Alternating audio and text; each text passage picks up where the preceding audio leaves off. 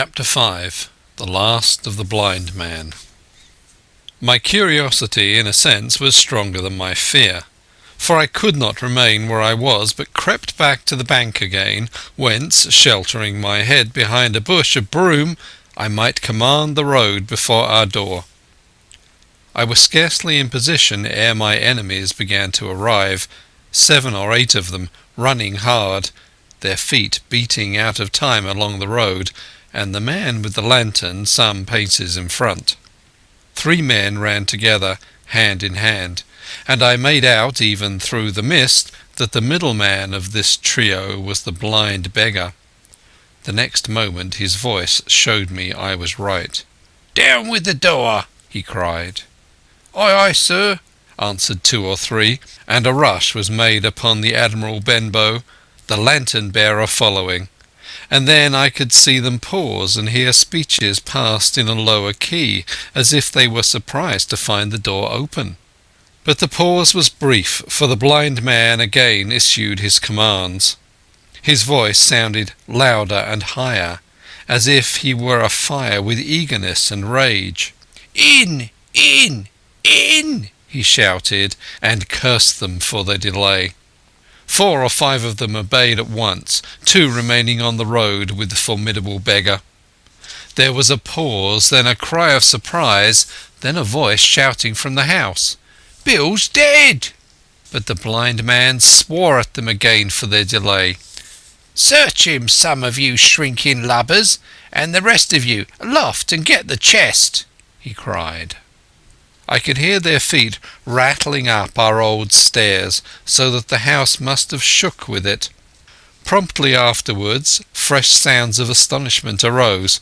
The window of the captain's room was thrown open with a slam and a jingle of broken glass, and a man leaned out into the moonlight, head and shoulders, and addressed the blind beggar on the road below him. "Pew!" he cried. "They've been before us. Someone's turned the chest out, alow and aloft." "Is it there?" roared Pew. "The money's there." The blind man cursed the money. "Flint's fist, I mean," he cried. "I don't see it here nohow," returned the man. "Here, you below there, is it on bill?" cried the blind man again.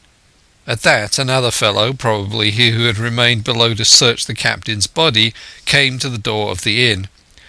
"Bill's been overhauled already," he said. "Nothing left." "It's these people of the inn. It's that boy. I wish I had put his eyes out," cried the blind man Pew. "They were here no time ago. They had the door bolted when I tried it. Scatter, lads, and find 'em." "Sure enough, they left their glim here," said the fellow from the window. "Scatter and find 'em.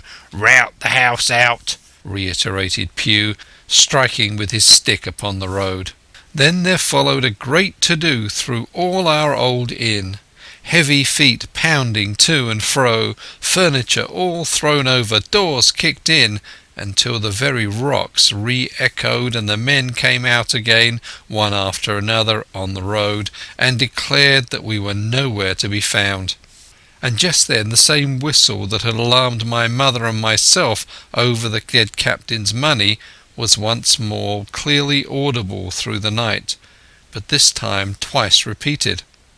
I had thought it to be the blind man's trumpet, so to speak, summoning his crew to the assault, but I now found that it was a signal from the hillside toward the hamlet, and from its effect upon the buccaneers, a signal to warn them of approaching danger. "There's Dirk again," said one. "Twice. We'll have to budge, mates." "Budge you, skulk," cried Pew. "Dirk was a fool and a coward from the first. You wouldn't mind him. They must be close by. They can't be far. You have your hands on it. Scatter and look for 'em, dogs, or shiver my soul," he cried, "if I had eyes." This appeal seemed to produce some effect, for 2 of the fellows began to look here and there among the timber, but half-heartedly, I thought, and with half an eye to their own danger all the time, while the rest stood irresolute on the road. "You have your hands on thousands, you fools, and you hang a leg. You'll be as rich as kings if you could find it, and you stand there skulking. There wasn't one of you dared face Bill and I did it, a blind man, and I'm to lose my chance for you. I'm to be a poor crawling beggar, sponging for rum when I might be rolling in a coach. If you had the pluck of a weevil in a biscuit, you would catch them still." "Hang it, Pew, we've got the doubloons," grumbled one. "They might have hid the blessed thing," said another. "Take the Georges, Pew, and don't stand there squalling." Squalling was the word for it. Pew's anger rose so high at these objections, till at last, his passion completely taking the upper hand, he struck at them right and left in his blindness, and his stick sounded heavily on more than one. These, in their turn, cursed back at the blind miscreant, threatened him in horrid terms, and tried in vain to catch the stick and wrest it from his grasp. This quarrel was the saving of us, for while it was still raging, another sound came from the top of the hill on the side of the hamlet, the tramp of horses galloping.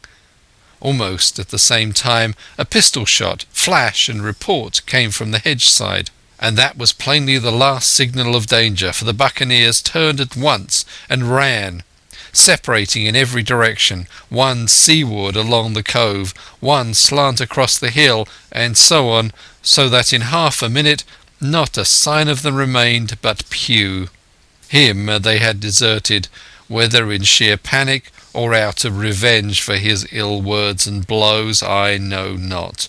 But there he remained behind, tapping up and down the road in a frenzy, and groping and calling for his comrades. Finally he took the wrong turn, and ran a few steps past me towards the hamlet, crying, "Johnny! Black Dog! Dirk!" and other names. "You won't leave old Pew, mate, not old Pew!"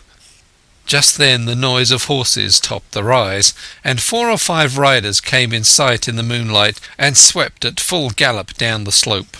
At this Pew saw his error, turned with a scream, and ran straight for the ditch, into which he rolled. But he was on his feet again in a second, and made another dash, now utterly bewildered, right under the nearest of the coming horses. The rider tried to save him, but in vain. Down went Pew with a cry that rang high into the night, and the 4 hoofs trampled and spurned him and passed by. He fell on his side, then gently collapsed upon his face and moved no more. I leapt to my feet and hailed the riders. They were pulling up, at any rate, horrified at the accident, and I soon saw what they were. One, trailing out behind the rest, was a lad that had gone from the hamlet to Dr. Livesey's. The rest were revenue officers whom he had met by the way, and with whom he had had the intelligence to return at once. Some news of the lugger in Kit's Hole had found its way to Supervisor Dance, and set him forth that night in our direction, and to that circumstance my mother and I owed our preservation from death. Pew was dead, stone dead. As for my mother, when we carried her up to the hamlet, a little cold water and some salts very soon brought her back again, and she was none the worse for her terror, though she still continued to deplore the balance of the money. In the meantime the supervisor rode on as fast as he could to Kit's Hole, but his men had to dismount and grope down the dingle, leading and sometimes supporting their horses, and in continual fear of ambushes, so it was no great matter for surprise that when they got down to the hole the lugger was already under way, though still close in. He hailed her. A voice replied, telling him to keep out of the moonlight or he would get some lead in him, and at the same time a bullet whistled close by his arm. Soon after the lugger doubled the point and disappeared.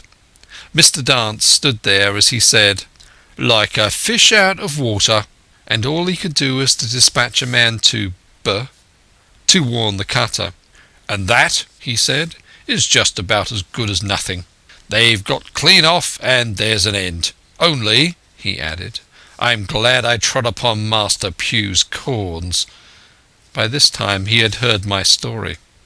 I went back with him to the Admiral Benbow, and you cannot imagine a house in such a state of smash.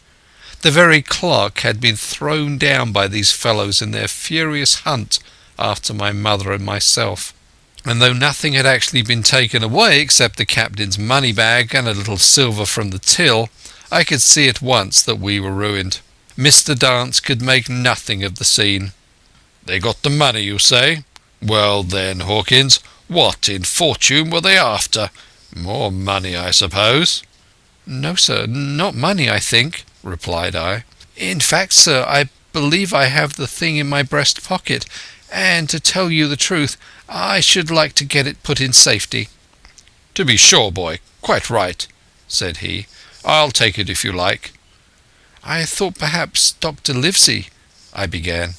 "Perfectly right," he interrupted very cheerily. "Perfectly right. A gentleman and a magistrate. And now I come to think of it, I might as well ride round there myself and report to him or Squire. Master Pugh's dead, when all's done. Not that I regret it, but he's dead, you see, and people will make it out against an officer of His Majesty's revenue, if make it out they can. Now, I'll tell you, Hawkins, if you like, I'll take you along." I thanked him heartily for the offer, and we walked back to the hamlet where the horses were. By the time I had told my mother of my purpose, they were all in the saddle. "Dogger," said Mr. Dance, "you have a good horse. Take up this lad behind you."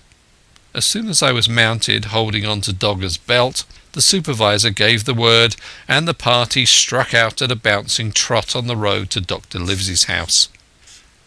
End of Chapter 5.